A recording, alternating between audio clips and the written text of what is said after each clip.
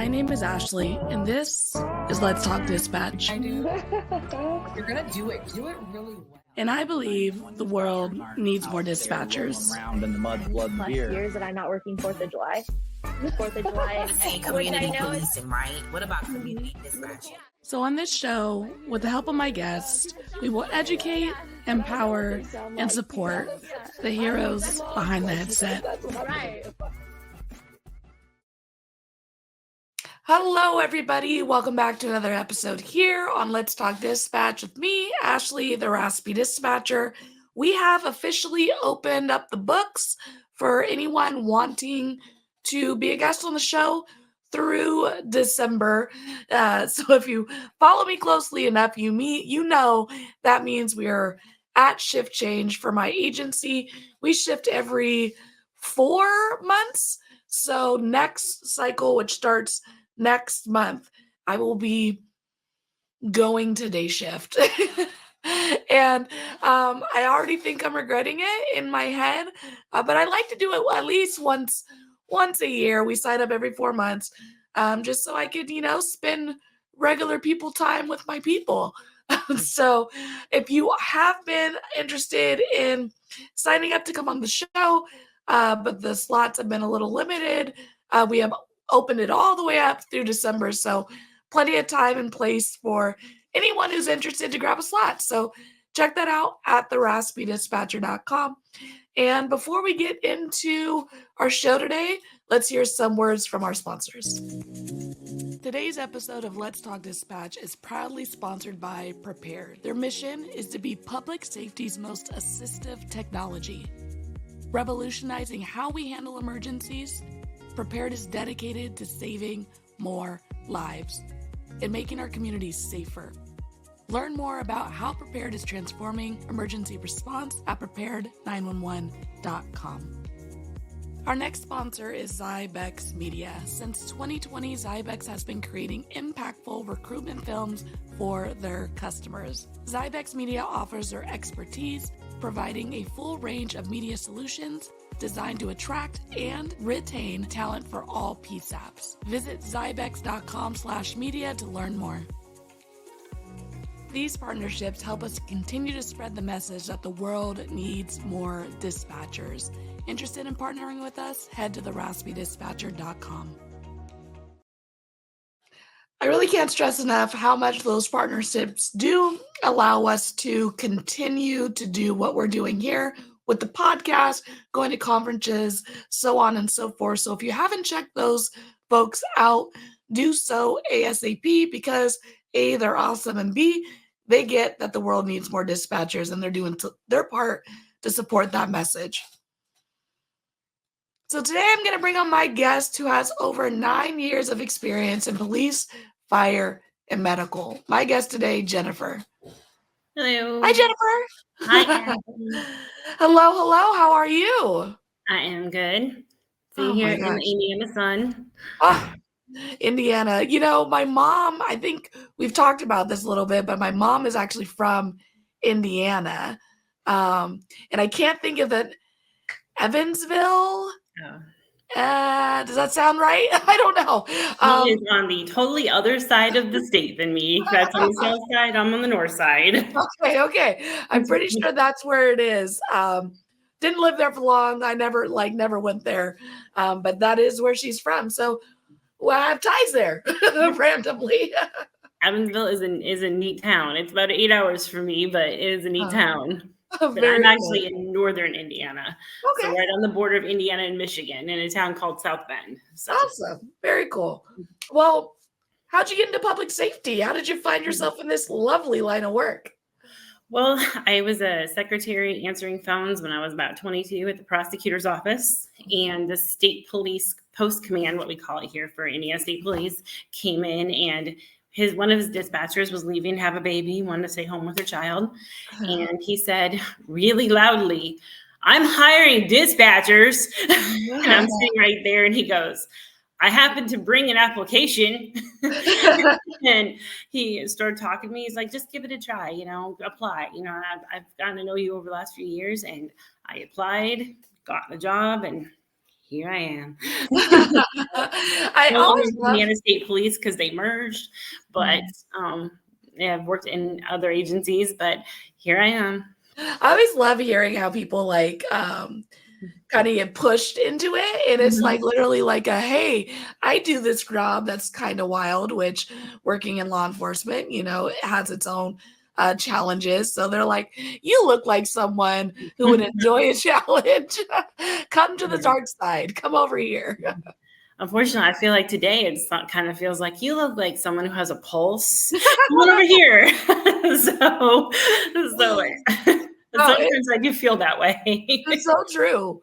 And I mean, so you went from essentially a desk job, which is something that a lot of people think is what dispatch is. And I would imagine once you sat in those seats with that headset on, you realized, whoa, what am I doing? What was it like from the beginning, in the beginning for you? It was definitely a culture change. And, you know, I knew they handled emergencies, but until you've handled a real emergency or until you've heard my baby's not breathing, you don't know what it feels like to be there and be the line of hope. And remember, in that time, it's changed a lot now, but at that time, you're dispatching officers, you're dispatching EMS, and you're giving instructions on the phone all at the same time. This all happens simultaneously. Today, things have changed a little bit. We have dispatchers, call takers. You know, the structure has changed, but back then, it's like, I'm like, you need to push down on the chest 2 inches, you know, and getting the EMS out, making sure everybody gets there and doing your best to keep this person calm while your insides are doing the tango. But you can't show that. You have to be that voice of, ma'am, I'm getting all kinds of help started to you. We're on the way. We're coming as fast as we safely can. It's true. And I think, you know, especially with, you know, medical dispatch, I say it often, is you are literally trying to get someone to perform life-saving treatment on someone they love. Like, it's such a hard ask, you know, and it's a stranger asking them to do this and kind of walking them through that. And there's so much power and hope in that. And like, it's just an awesome, awesome job, really. And, you know, I tell people I really understood my job a lot more when my father had a heart attack. And I, as a dispatcher, had to call 911, and I did not remember my own address. Yeah. I am a medical police fire dispatcher, and I did not remember my own address. Yeah. Yeah. It's true. And it's one of those things where, you know, I talk about 911 prep, right? Like, prepare for when you have to contact us, have a non-emergency number in your phone, all those things. And I understand why we're asking these questions and so on and so forth, because the coolest cucumber thinks that they're going to be fine in an emergency, and they're not. And you never know how you're going to respond. Even as a trained 911 dispatcher, there's a moment where it's like, I'm in it and I got to make this happen. And we struggle as humans. We struggle. So yeah, I remember being like, I do not remember my address. I'm like, I know you're going to ask me this question multiple times. And, you know, my father's fine. He made it. He's fine. Awesome. But awesome. Being in that situation really put me on the other side of that call. Like, I have a lot more empathy for people when they're like, I don't know my address. And I'm like, okay, well, look at the rapid, because I had more empathy because I was sitting there going, I'm helpless right now. You know, it's true. We can get very, you know, compassion. What's the word that we use often? Fatigue. You know, we're taking so many of these same calls, and those basic things like, why don't you know your, like, the basic thing, like for us, we know we're going to ask you for your address. How do you not have your location here? You know, and then we spend 10 minutes like, well, you can't map me. It's like, no, I can't map you. No, if I could map you, I wouldn't ask you. Like, you know, it's funny. They say in 911 that your worst day is my Tuesday. You know, so for us, that compassion fatigue, like, this is the worst thing in a lot of cases. This is the worst thing that's ever happened to this person. Mhm. For us, it's the third time today. Right? Third time in an hour. Yeah, it's like, oh, it's 3:00, time for chest pain. So, but to them, they're watching their loved one die, and this is the worst thing that's ever happened, and they're alone. Yeah. And so, I just take a deep breath every time that 911 phone rings. It's going to be all right. There's lots of help coming to you. We got everybody coming. Yeah. And do you honestly like those? Because I don't do medical. I transfer. I'm a law enforcement, and those calls are the ones that get me. They make me, they make me feel like I'm watching a Gries Anatomy episode when I'm transferring someone who's like, my husband passed, or my wife died, and even if they knew it was coming, like this person was this person's person, and they're now calling for someone to come get this body, and it's just like, it's so sad. It's one of my saddest calls, and I don't even have to field them. I just have to transfer them. We have this beautiful thing in my agency that I love that we do, that we say, is there anyone we can call for you? That's very sweet. Is there anyone that we can have to call you or come over? Yeah. Is there anything that we can do for you? Can we? And so we try to get somebody there that's familiar with them. Yeah. For a hospice nurse that we can get a hold of. A lot of times people in that case will have phone numbers somewhere. The hospice nurse will tell them, hey, write these phone numbers down because you're going to forget them. Who can we call? Is there a family member that we can send to your house? Yeah. So we can get someone they're familiar with. And that's something I think that's beautiful that my agency does, is who can we contact to be with you so you're not alone, and a lot of times not thinking straight and not making great choices sometimes. So yeah, I love that. I love that you folks are taking that extra step, because it's not required, right? Like my job is to send the help and move on, essentially. So the fact that you guys are very intentional with taking that extra step is awesome. It's something, it's a reminder that even in our busy agencies, even when we're slammed, like to just connect with that human aspect of things again, And that's one thing I do love about our job is we also have happy things happen. We have babies come, or sometimes we have babies and they join the stork club. Yeah. We have what we call frequent flyers, who are people who, at one point were,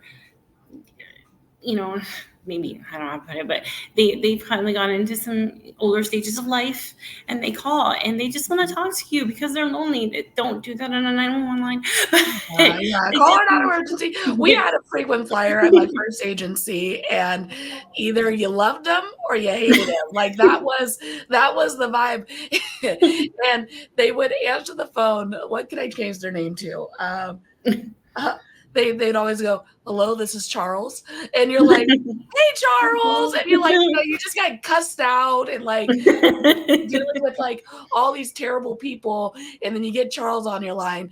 And I'm like, hey, Charles, how you doing? Did you eat today? But then I could tell if someone else got Charles before me, because Charles was like, I'm sorry. And, I'm like, who yelled at Charles? Like, and my coworker would be like, I didn't yell at him. I just told him to stop calling unless he needed us. And I'm like, you leave him alone. He's our comic relief. Yeah, exactly. So people either love them or hate them, but yeah, as long as you're not calling 911, we got time. We'll work through that. But I like the ones who are like, I just want to tell you, the lady who calls, she's like, I just want to tell you, your officers are really good looking. Thank you, Fran. I just think terrible. But it's, oh my God. We're like, yeah, I'm responsible for all of that. Yeah, that's me. I'm the high HR over here. I was like, they're fun to look at, but don't touch. And she'll say, my electric bill, I paid it today. Thank you. Right. But it's that ray of sunshine, like just a normal conversation where no one's getting shot at, stabbed, heart stopped. It's just like a normal conversation that you'd have with your grandmother. Yeah, it's so funny. I remember like talking to people, and telling them like what I do and things like that. And they're like, how's work? And I'm like, boring. And they're like, well, isn't that good? Like, everyone's okay. I'm like, I mean, yeah, I don't want like a casualty. I just want like a light jog, a I think that. a little wound. No, I don't want anyone to be hurt or anyone to, not be okay. But a little adrenaline pump right now would be wonderful because I'm dragging. But there's just, a good day at work for us looks so different than a good day for anyone else. And the way that looks can look different each day for us too, right? That's Like, true. some days I want us to all be in it. And then some days they keep putting stop after stop. I'm like, why are you bothering me? Why are you running your own personal doing OPO? your job? Leave me alone. When you do stuff, I have to do stuff. It's terrible. You're saving the world one traffic stop at a time. I know, right? Like, come on. It was a Subaru we pulled over. What are we looking for right now? Stop it. I'm like, I get you're having fun, but you're annoying me. Right? I just heated up my food for the 3rd time. Can we just relax? It's like, how about I send you a call when you get hot food? I'm gonna wait till you go on lunch break. I'm gonna send you a call. Right? So, that's so I'm not funny. gonna mark you out. So, well, do you remember any of your like early calls for service or first do calls? remember, and my very first night alone, and this is a sad call, but reality hurts. My first night alone, like, because in that place we could work alone. After 10, the second dispatcher would go home and you would handle all the radio because it was state police. And I got a call about a fatal car accident, and that was one of my first nights. Gosh. And first night alone, and there was a 3 fatal.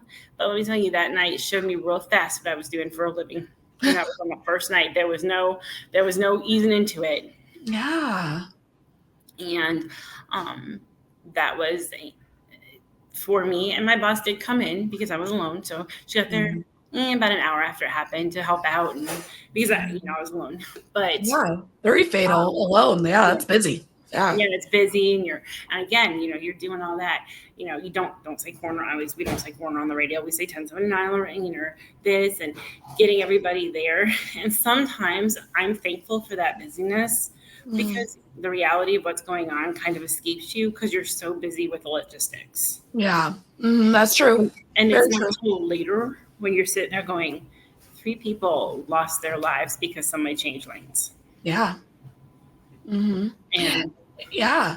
And the calls don't stop. No. Like, the world doesn't know that these 3 things occurred, and the world keeps going and people keep calling 911 and other emergencies keep happening. And you're the solo dispatcher in there. You know what I mean? So I think that's a reality folks don't connect with either, Yeah, and my greatest call from early on in my career, this is maybe about a year in, I had a 3-year-old call me, and she was going on 4, and they had done 911 for kids at school, at preschool. So she calls me, and she goes, my mommy is sick. Okay. She's like, can I talk to mommy? Can I talk to her? Sure. Hands the phone to mom. And mom goes, and I'm like, this is 911. Your daughter calls you were sick. She goes, I have a head cold. I told her to watch TV while I lay down. And the little girl is like, at school, they said if somebody's sick, call 911. That's hilarious. I don't get what I did. Like, that's what they told me to do. In her 3-year-old brain, she was doing. And so I was like, you know what? You helped, mommy. You did a good job. Heck yeah. You did a good job. Hey, that headache could have been a brain aneurysm. We don't know. Yeah, that's true. We don't know. And, we ended up, we didn't send anybody because mom's like, I don't need an ambulance. I just need a nap and a babysitter. Yeah. Well, I got these good-looking officers. We'll send them. We'll send one of them. They can sit and play with your kid. But, and I was just like, I thought that was just so, like, this child was so worried about her mom. And it was one of those things that ended well. It was just a head cold. It could have gone so many different ways, but her little voice was like, I'm doing what's right. I'm doing right, mommy. And you know what? You didn't get mad at her. You didn't take this moment to lecture or educate. No. I don't know how much she remembers of her 3-4-year-old self, but I'm sure if she could look back and remember that feeling calling 911, it's a good one, Yeah. It's and there are calls that we get that are just that are funny, that are comic relief. It does happen. Yeah. It does. Unfortunately, those are sometimes few and far between when you're busy, but it does happen. And speaking of busy, we have a lot of comm centers. I mean, it's common knowledge. It's one of the reasons that my platform exists, that we have a staffing crisis, and that some agencies are reporting up to 70% staffing vacancies. Why is this an issue? In talking with other dispatchers, past and present, I think there are two main reasons, maybe three, that I've identified. The first one is this job is a sacrifice, and I will scream it from the mountaintops. You will not have Christmas off your first year in most cases. You will not get to go to every summer festival. You'll be working that weekend. This is a sacrifice. We work nights, we work weekends, we work holidays. We cannot put a sign on the door or a message that says we are out. Yeah. And so there's going to be times when you get what we call mandated, meaning you got to come in. There's usually runs by a list. You'll get a call. You're being mandated. That's not an option. And I think what happens when people are in that first classroom period, as we call it, the first 2 months, and everything's cool. You're maybe working Monday through Friday. It doesn't occur to you what that means until it's Christmas Eve and you're getting mandated. And you're like, but I have dinner with my family. I'm like, so did I. Christmas at the council is a thing. I spent I don't even know how many Christmases at the council, and Christmas Eve too. And we try to make it festive. We do. But the truth is, Christmas at the council is a thing. Yeah. And everybody has to do it. Now, are there dispatchers who've been around for a very long time who usually get those off because of seniority? Absolutely. But they paid their dues. Yeah. I guarantee you they've done Christmas at the council many, many times. Yeah. They've missed baseball games with their kids. I guarantee it. So that needs to be, I don't know how to get it through their head. Like, we have them sign a paper. We say it over again in classroom. We say it in the interview. We say it in training over and over and over again. And it's until they have to miss something that they're like, but it's Fusion Fest this weekend. You going to fuse to this seat at your chair. That's right. You go, and I'm like, yep, it is. And we've had people leave. Well, I don't want to miss my Christmas. I didn't want to miss it either for the last however many years. And you know what? That's valid. Like, if you don't, this is a sacrifice. And if you don't want to do those things, more power to you, man. Like, that's true. We're not, this isn't a secret we're keeping. This is, But we just ask that you recognize it, early on, and not after you've gone through months of training and gotten all your certs and then one day just call and say, yeah, I quit. I don't want to work Christmas. If that is what you want, we're just asking you to think deeply about what we're saying and not just sign the paper because it hasn't occurred to you what you're saying. And I mean, to be devil's advocate, like, us as agencies, we can take a look at our schedules, take a look at seniority, take a look at ways to be creative so we can honor seniority and time earned, as well as look at retention and not just dumping on the last person on the list because they're the last person on the list, right? So there's got to be a balance of where we're rewarding the top and acknowledging that the bottom doesn't want to feel crappy for 365 days a year, so getting Arbor Day off for 5 years.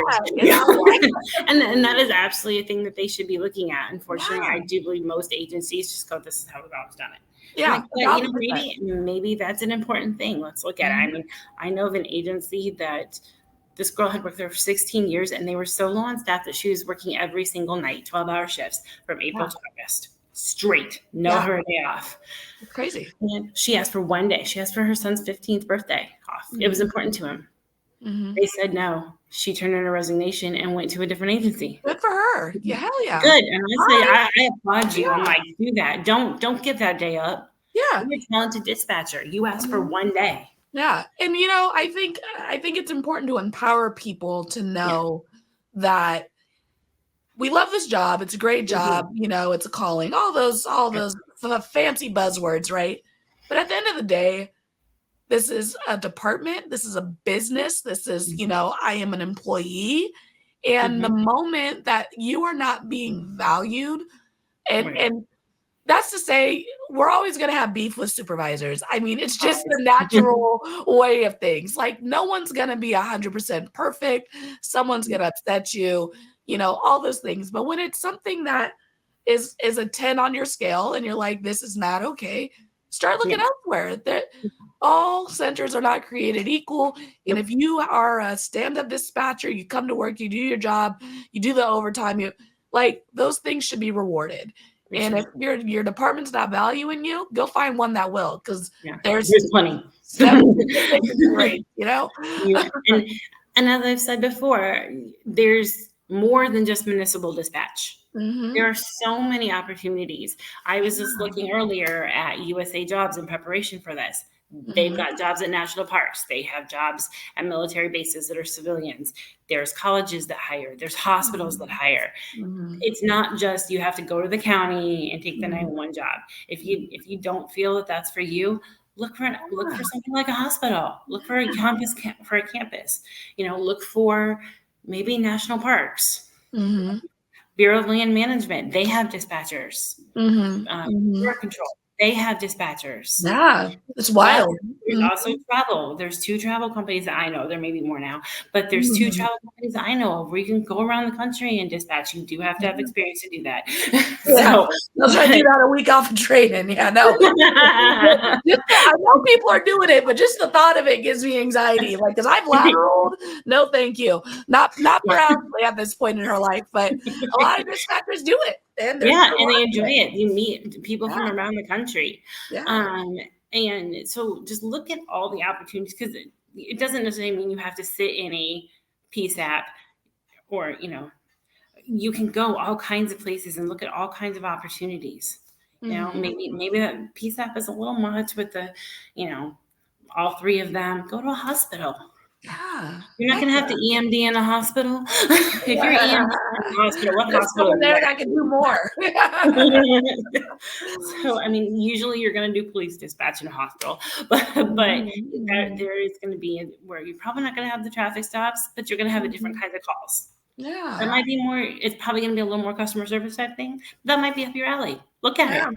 Yeah, it's true. Like, I have no desire to do medical dispatching. Not my thing. Don't want to do it. Don't want to hear about what was put where or what's come out of what. I'm good, But for some people, they love medical. They love that part of it. And so for me, looking for jobs, especially when I was lateraling, like, I looked for that. I wanted just a law enforcement agency. That's kind of where my passion is.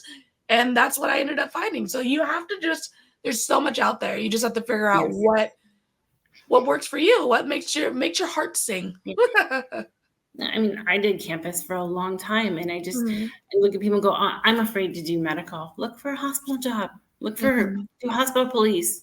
You won't be EMDing. If you are, what kind of police? Maybe some fire stuff. Or campus. You're probably going to be working with police again on different kinds of calls. Again, that customer service type of call, but maybe you're great at that. You don't want to do the the high level cardiacs and that kind of thing, but you still want to do emergencies. Those are great options. Heck yeah. And you said there were 2 other things that you found cause our vacancies? The other thing that a lot of people said was toxic centers. People with attitudes. I have witnessed trainers texting things about trainees that are not necessary. Yeah. I witnessed it. Found out, this person was texting other people. This person sucks. She shouldn't be here. She quit 3 days later. Rightfully so. I didn't think she was doing bad. I wasn't our trainer, but I was like, what were you thinking? That the clicks, that stuff has to stop. We are at some places at 70% vacancy, and these people are willing to come in and learn. And I believe the old adage, and not everybody can do this job. Not everybody can do this job, but things have changed since those days when I started, when you were phone and radio and this and that. Today, a lot of centers have call takers and dispatchers. And usually the dispatchers are not on the phone unless things are crazy. And so those jobs have been separated in a lot of centers, not all of them, but a lot of centers have that. Yeah. And, or you're just the fire dispatcher and not the all three dispatcher. Those are usually bigger centers, but I'm sitting here thinking this person is in here wanting to learn, and you're getting text messages 3 or 4 a day to be mandated, and you're going to do that? It's so wild. Like, I don't know. There's got to be some psychology about it that I just haven't studied, because I was just on someone else's podcast yesterday that I guest on, and I was like, I don't know. I don't know if we just don't want time off, or if we just love only going to work and not seeing our family. But the way trainers historically have, ate their young and push people out, don't want this person to make it, or are day one, like they can't do it. Like, of course they can't do it. It's day one. Like, if they could do it, I'd be very surprised. Right, we wouldn't even. Could you do it at day one? So just that exists is just such it's such a double negative. Like, I don't get it. I don't understand how people, trainers, can do that. Like, I want you to be successful. I need you to pass. I need you to take this shit from me, like, it's just such an interesting thing. And I'm sure there's some type of something that needs to be studied about it. Absolutely. It blows my mind. I like time off. My center is staffed. We are rocking. We're chilling. And that's how everyone should be. I should be able to do podcasts on my days off, because I don't feel like I'm going to get mandated every week, like that should be the reality. And I've seen this. I've seen this over and over. And I'm, the center being mean to a trainee. Where I have seen a trainer get mad at a trainee who literally been on the job 2 days. Don't ever do that again. Go take a break. She's going to walk. Yeah. And I'm thinking, and I'm gonna hold the door open for her. You just did. And kicked her in the booty on the way out. Right? Like, you right. Bye. We'll tell your friends.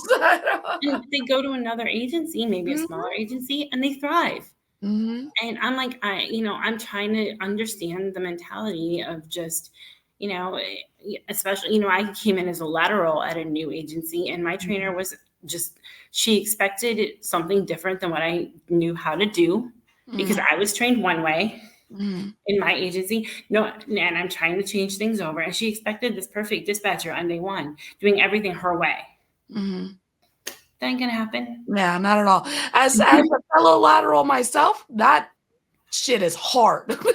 Yeah, it is. Lateraling is a beast. When I went live yesterday, a bunch of people were like laterals, and they're like, I'm in it.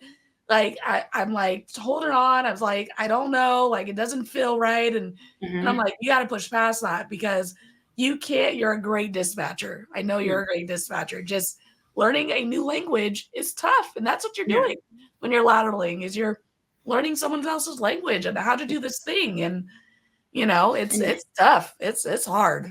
It's not for the weak. It's not. And I feel like, for me, like my agency, now you would get in trouble, but we were so short-staffed that their pretty much attitude was get the call in and get the call in. Yeah. Use the proper protocol, get that call in and get them started. Yeah. The new agency was like, we say everything one way, and we do that, and we have this exact wording and this and that. And my old agency was like, get the address, get it right. Look at the rapid. Yeah. And now they're like, you must say it exactly like this. And I was like, the difference between what is the phone number you're calling from and what is the phone number? What's your phone number? What's your name? No, you must get their first and last name and spell it right. Don't get time for that. and ask their address twice, which we did before. But and it's good things. It's good to be that way.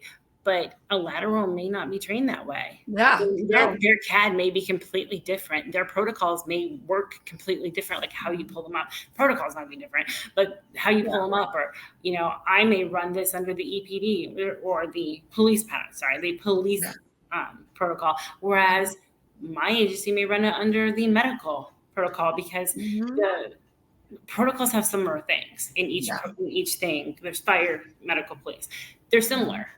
Because some agencies have police, some agencies have medical, So Some have all three, like we do. So my Yeah. old agency may run, let's just say, a suicidal threat. I'm going to run that under medical because under psychiatric, they run it under police. Yeah. Yeah, I see that. Unless it's happened, and then we run it under medical. That kind of thing. They run traffic. They have 3 different protocols for different types of traffic. We just ran it under fire traffic collision. Right. So I'm sorry for those of you that aren't dispatchers and you're looking at me like, There's 1,000 ways to skin a cat. That's what we're saying. Right? Like, so if you're getting into this line of work and one agency doesn't feel great, I mean, you might just not have been the agency for you. If you're, and that's one of the reasons we should be super supportive of our trainees, Absolutely. even our laterals. Like, learning this job again. It's tough. A lot of times the laterals don't go through what we call classroom phase. Usually the first 2 to 3 months of a dispatcher, you're in a classroom. You might spend some time on the floor, but you're learning. They don't do that with us. They want us on that floor. So, so you're not learning their language. You're just on the floor right away. You don't have that 2 months of how they use their CAD or how their CAD works. Don't have that.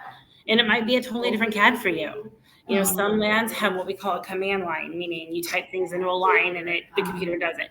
Whereas some are call-based and you put the name and the address. So, and you don't have command line. Some have both and they don't use it.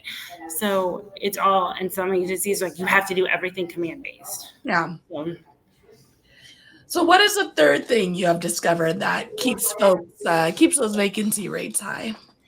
I honestly think that some people go through that first traumatic thing. Like my first night, I have gone through an officer on duty death that was now shooting, and the support was not there. It was pick up the call. Yeah.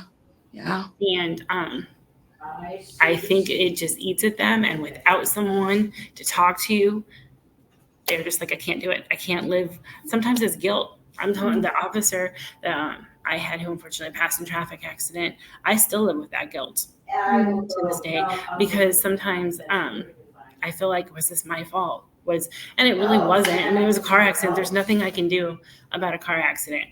But so I feel like that the support's not there, and that is changing. There's peer support now, but back then there wasn't. Yeah. There wasn't. He died. We went to a funeral. That was it. Keep working.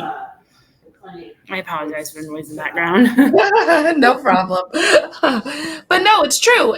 We have these huge incidents that occur, and I think that is definitely an interesting thought, is that even with support, sometimes that one call is all it takes for someone to be like, I'm good. Like, I don't want to hear something similar or close to it, or that one was the one for me and I'm all right. Like, I don't want to do this anymore. I can definitely see that being a reason people leave early, for sure. But I think that can be changed by today. A lot of times you're pulled off the floor. Supervisor pull you off, debrief with you, work with you. What can we do to support you? But I know that doesn't happen everywhere. And like I said, when we had my officer death, nothing happened. It was, they found his car, he's deceased, pick up the next phone call. That's tough. I was dispatching, and I remember calling out 115 State with no answer. Yeah. And that is the most terrifying thing in the world as a dispatcher. When you call to an officer and he doesn't respond, he had better. You got 2 clicks before I turn the beeper on and send everybody looking for you. Yeah. Yeah. And again, officers who get mad at us for status checking, don't do that to dispatchers. We're doing our job and checking on you. We're making sure you're okay. I do not understand your attitude about being status checked. Yeah. So why? This is what we're paid to do. We're making sure you get home to your family. And I have known officers like, don't status check me on traffic stops. Don't do traffic stops. Traffic stops and DVs, the highest fatalities. Like that's where we're gonna that's where we're gonna status check you. Like, you just never know who you're approaching. Guess you better stop. You better stop doing traffic stops then. And I've seen dispatchers who turn in their badge like, I can't do it anymore, because nobody worked with them. Nobody asked the question. It's okay to not be okay. No. It is okay to struggle with this. What can we do to support you? Do you need some time off? Do you need a counselor? What can we do? Can we take you out to dinner and just talk? Whatever. And I think it's changing, but I think that for a long time that did not happen. Yeah, we got a lot of work to do. We got a lot of work to do. And speaking of that, how can we make an impact on the staffing crisis in our centers, whether it's something we think our supervisors can do better or something we as folks who are on the front lines can do better? Well, I think, like I said before, don't eat trainees. Don't eat them. They're not yummy. They don't taste great. I mean, come on. The constant overtime is while your check likes it. It doesn't, after a while, your whole life is in the center, and you don't need that either. That's not good for your mental health. Yeah. I mean, we all know that there are trainees that maybe aren't the best for your center. That doesn't mean they're a bad dispatcher. Yeah. Maybe it's just not your center. Yeah. And I think, remember the days when you were first training? Remember that. The day, your first day, did you rock it? I guarantee you didn't. I didn't. I sounded like an idiot. A hot mess. Yeah. I mean, my first day, I remember he called in a plate and a name at the same time, and he asked for the plate return, and I gave the name. And I think also another thing we can do, and I know sometimes they don't do this because they're police officers and that just is, but talk to your officers about how they treat dispatchers. And dispatchers, be nice to your officers, but talk to them. Remember, these are trainees. Yeah. Like, I have yelled at officers before. I'm like, when you were an FTO, you gave me an intersection that was all the way across town as a traffic stop, so shut it. Remember, they have a trainer listening, so you're not somebody's hearing it that has experience. Be nice. Be nice as in be nice on the radio. We don't need you to come in and say hi and get to know. but I don't know if that happens in your center, but whenever we get a young female dispatcher, all of a sudden, the flow comes in. But there is something to say about coming in and saying hi when you don't need something from us. So when you give attitude on the radio, air quotes, or I give attitude on the radio, air quotes, we have this familiarity that we're like, oh, that's Ashley. She's not like that. Like, no. Like it's so the misunderstandings decrease when you have a relationship, with your people. The miscommunication tends to reduce itself just by knowledge of who the heck you're talking to, In Indiana now, in 2014, a law went through that we can only have one or maybe two communication centers in each county. So you have all these about 10-year-old communication centers, but they were moved out of the police stations. Oh. And so, is your communication center in your police station? Yes, but we're very small. At my last agency, we had a separate comm center. Okay. And multiple hubs, Yeah, that changed things because they weren't coming in. Now, when I worked for the campus until we merged, it was right there down the hall from their squad room. So we had that camaraderie. I knew their faces. I knew their stories. I knew what they were doing.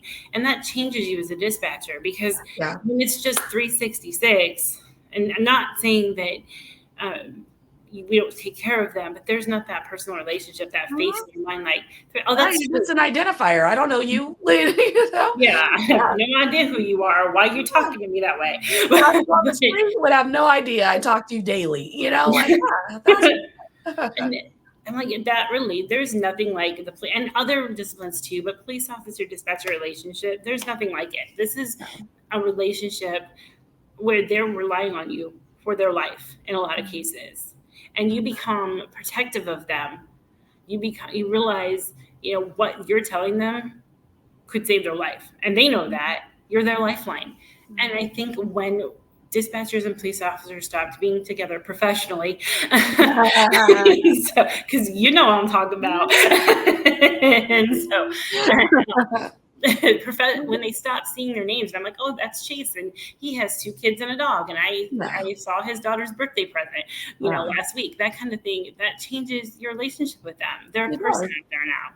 Not just an officer who is yelling at me because, It's true. I have a coworker now who it speaks to like have a separate life outside of your work. Absolutely. She tells us all the time. She's like, y'all cool, but like I don't think of y'all once I leave. Yeah. Like you guys are my coworkers. Y'all cool, love ya, but like you're my coworkers and period. And I love her for that. Like totally cool. If I need her to cover shift, she'll come through. Or but like any like drama or like gossip, she's like, I am not thinking about you guys when I leave this building. And I'm like, that's such a great mentality to have. Like, I'm a great partner, I'm a great coworker, but I don't think about y'all when I leave here. And it's like some people are like, oh, that's messed up. I'm like, that is smart. Protect your space. You really, because we really don't need like this idea, like we're a family here. Awesome. But also I got family out there. Like I'm glad we get along here. But there is something to say about having some separation between this and our personal lives, I mean, as I'm on a podcast talking about dispatch, but having that separation, it's healthy. It's healthy. Yeah, absolutely. We protect our space, And protect your brain. I tell people, if you're going to do this job, you need to have something that's totally not dispatch. You cannot live in here. You can't live in this place 24 hours a day. It will drive you crazy. Up the wall. When you hang up the phone, it's over. The medics are there. The police are there. Hang it up. It's over. 1,000%. And don't ask what happened. Sometimes you can look in the call and see. Hang it up. It's over. You did your job, and that's it. Have hobbies outside of here. I personally love the state of California. I do not live in the state of California because apparently God does not like me that much. And he's in this Midwestern state of Indiana, which is so beautiful. But I love movies. I love the Oscars. I love all of that stuff. That's kind of what I immerse my time in, watching YouTube on that. Something that is completely different from my job or even the state that I live in. It's really nice to think about Southern California when it's -5. So, 1,000%. And again, trainers and agencies out there, welcome newcomers, welcome them, help them. You're only helping yourself, because I'm telling you, we are probably the last generation that's going to be willing to do this job, and the generation behind us. Well, I think about it this way: the generation behind us isn't really signing up to do this job. So who's going to do it when we get older? Yeah, who's going to do it when we're too old to do it? But let me tell you, it ain't going to be me when I can retire off this thing. No. We have retirees that we call because we don't have the help. I'm like, man, when I signed that retirement paper, no, absolutely. What's your name? Yeah. Well, I forgot where the comm center is. Right? I'm going to call 911 just to mess with you. Like, I don't work here no more. I don't have no emergency. I just want to say hi. And the generation, I mean, there's some, but this job is not getting, like, when I started, there was 150 applicants. After the next job, there was 150 applicants. I only got my job because the person that hired before me caught a case. So today, I just made a reel about that. They're like, can we apply if we have a misdemeanor? I'm like, yeah. What was it? Not all misdemeanors are equal, but like, yes, air quotes, like felonies, probably not. At this point, maybe I consider it a felony. What was it? It depends. Gray area, But that's really where we're at with hiring. Yeah. No, and I see that there's applications there, but it's retaining people. I think it's not necessarily the application rate; it's the retention rate. Yeah. And it's just, again, be nice to these people. Welcome them. Don't send text messages about how they suck. Don't do that. You're just poisoning the entire center against them. It's true. It's their second day. You sucked on your second day. Guarantee it. I know your second day was 32 years ago, but you still So, and I remember when you were in training or starting a new job. I try really hard when they bring in new people. Like, I'm always decorating their locker for them. It goes such a long way because training in this job is like no other. I mean, it's just constant critique, constant critique, constant critique. You could do that differently. You could do that better. You know, it's like that's how it's designed and that's how it should be designed. But it's to be, I mean, just go home and have your partner, your person, your family member just critique you for hours. Just every little thing. And it's just, and it's with love. It's with a support. I want you to do it. Like, it's not, let's say it's the most positive critiquing situation training that you have. It still sucks. Like, it's just draining. So, like, helping people get through that and things like that go a long way. It makes people feel good. I mean, if you see trainees who did not the greatest job on a call, I'll be like, you know what? One time I did this. You know? Heck yeah. Like, I put out the call on the wrong channel. Like, I do that daily. You know? I don't. Like, I am far from the perfect dispatcher. You know, I make mistakes. I can do things better. I mean, and anyone who's dispatching in these centers and who don't have that mentality, like, wake up. Like, we are human. We will daily make some type of mistake, some type of, I could have done that better. I could have asked that differently. You know, like, that's just reality. Like, it's cool. Like, we're doing our best at a tough job. That's all we can do. At the end of the day, did the person get help? Did help get there? Did everybody walk away with what they needed? You did your job. Okay, so you forgot to ask the address the second time. It is on your rapid. You should want, but I don't think it's a reason to berate someone for 20 minutes. Well, I feel like we've given so much advice, but is there any other advice you would give someone who is considering a career in dispatch as we come to an end? I would say stick with it. If you're having problems or struggling, reach out. There's lots of dispatcher groups online. I mean, you can reach out to any dispatcher. We'll talk you through it. We were there. Stick with it. If this is really what you want to do, and if you're in a toxic center, talk to someone. You know, is there a director that be like, hey, this just happened? Not to get somebody in trouble. That's not what we're looking to do. But maybe the director doesn't know that this person over here is sending nasty text messages to all our coworkers. Maybe there's a way they can address it. You know, because many times that stuff happens and they just squirt on down to the next one, next comm center, and they succeed. And I think a lot of dispatchers are now doing other jobs because we failed them in training. Yeah. That's what I do. I mean, when we get new dispatch, I'm all about decorate their lockers. I put candy inside of it, you know, a little bowl of candy. Awesome. So good. I'm telling you, I don't know these dispatchers, but I know they love it. I know it's such a wonderful, it's so, like, it's easy to be kind, you know, and it goes a long way. It does. And they walk in and they see that, open it. There's like new pens, a lunchbox, you know, these little things that we have, the swag we have. I just fill it with little gifts, little swag, make them feel like part, you know, welcome to the family, or welcome, you know, little signs that say, welcome, we're glad you're here. Yeah. Would you like to work for me on Saturday? I heard you got off of your solo now. Guess what? The game just changed. And I also would say, if you're really in a situation that's bad, and maybe you've tried everything and it's not a good fit, maybe I'm not saying you're a bad dispatcher. Maybe it's just not a fit with that agency. Every agency's taking applications. Heck yeah. Try another one. Try a different one. You know, maybe there's one, maybe smaller, bigger, whatever, that might be a little more, for you. Yeah. Well, Jennifer, thank you so much for jumping on here and sharing some awesome insight with your experience and just, who you are as a person. It's been wonderful. I really appreciate it. Thank you for having me.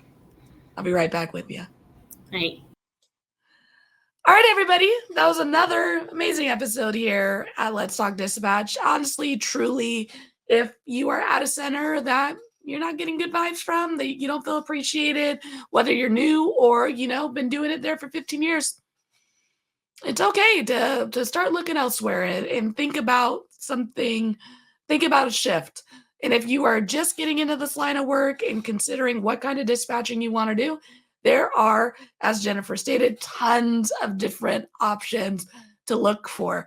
USA Jobs, government jobs, those are all great sites to find a plethora of options of careers that you can dabble into. So definitely make sure to hit that subscribe button. Check out our resources at theraspydispatcher.com. And until next time, stay raspy, everybody. Thank you for listening to Let's Talk Dispatch podcast. Don't forget to hit that subscribe button. You can find us wherever you listen to podcasts, including Apple Podcasts and Spotify. If you're interested in becoming a guest on the show, or maybe even submitting your own story, you can do all that and more at theraspydispatcher.com. Until next time, stay raspy.